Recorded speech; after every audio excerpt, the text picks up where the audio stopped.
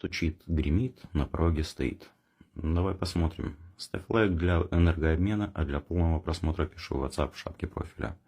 Итак, стучит. Стучит женщина со своей агрессией, со своей обидой.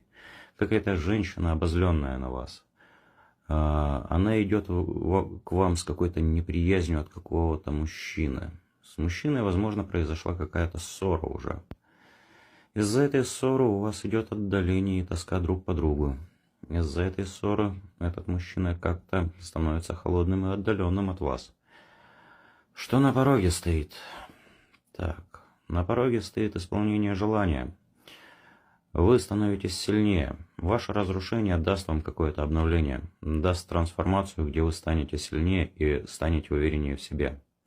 На пороге ваши завистники стоят, двуличные люди вас окружают, которые которые в глаза, точнее, могут относиться к вам хорошо, а поза глаза иметь какую-то неприязнь, зависть.